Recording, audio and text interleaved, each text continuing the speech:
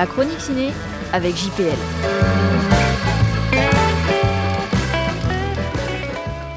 Les rayons et les ombres. Le roman de l'abjection. Il n'y a pas grand-chose à jeter dans la filmographie de Xavier Giannoli. Depuis 2002 et Les corps impatients jusqu'à 2021 et Les illusions perdues, en passant par À l'origine, Marguerite ou L'apparition. Cette fois, il consacre 195 minutes, Mazette, à un drame historique basé sur des faits réels. Pendant la Deuxième Guerre mondiale, l'histoire vraie de Jean et Corinne Lucher, un père et sa fille pris dans l'engrenage de la collaboration. Un très grand film qui ose s'attaquer à une des grandes zones grises de notre histoire. Il fallait un sacré culot pour oser, dans une période aussi fébrile, sortir un film aussi ambitieux sur un sujet beaucoup trop d'actualité. Giannoli l'a fait, merci à lui. Car, à part Louis Malle et son trait polémique Lacombe-Lucien, et dans une moindre mesure l'Uranus de Claude Berry, la collaboration est un des grands impensés du cinéma français. Il est tellement plus confortable pour nous d'honorer les héros et d'oublier les salauds. Et voilà une douloureuse piqûre de rappel qui a l'audace de mettre en avant un personnage réel, broyé dans l'engrenage nazi. On ne sort pas indemne de cette fresque, techniquement admirable, rythmée et documentée comme rarement. Non, on n'en sort pas indemne après avoir écouté le réquisitoire du procureur, excellent Philippe Torreton, qui nous met tous face à nos contradictions. La première qualité du film est de tirer parti de sa longueur et de s'en tenir au sujet premier en se concentrant autour de l'histoire vraie d'un trio, un journaliste pacifiste, sa fille comédienne et leur ami allemand et francophile devenu ambassadeur d'Allemagne à Paris.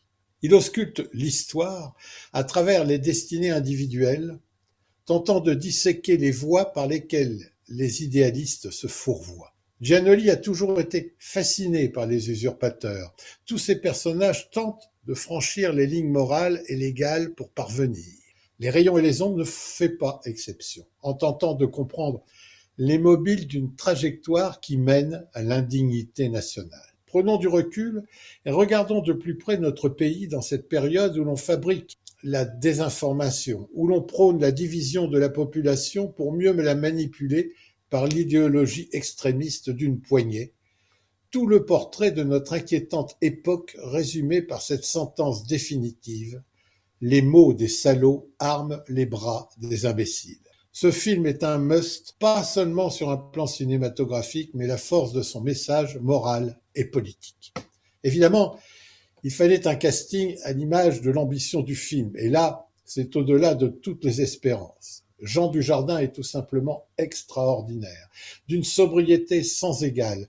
Il nous fait partager les débats intérieurs qui habitent son personnage, entraîné dans l'engrenage de la collaboration. On le regarde avec fascination et dégoût, s'enfoncer, verre de champagne à la main, dans un vertige doré dont il ne mesure pas l'abîme.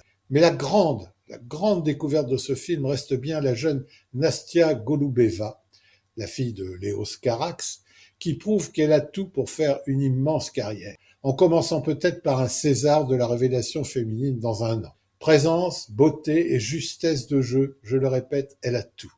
Bien sûr, comme ce drame est un triangle, n'oublions pas le troisième sommet avec Auguste Dille, qui ne m'a jamais déçu. Ajoutons à cette liste Vincent Colombe, Anna Prochniak et André Martin. Ce film, qui fait le pari de la lenteur et de l'ambiguïté, traque durant 3h15 ce qui se passe dans la tête d'un homme qui a choisi le mauvais camp. Giannoli ne nous dit pas « voilà le monstre ». Il laisse les questions ouvertes et signe une œuvre qui a déjà la patine des classiques. Abasourdi par ce film, on trouvera une lueur d'espoir grâce au grand Victor Hugo, dont le poème éponyme donne son titre à ce film, quand il écrit « Si nous n'avions que de tels hommes, juste Dieu comme avec douleur, le poète au siècle où nous sommes irait criant « Malheur, malheur ».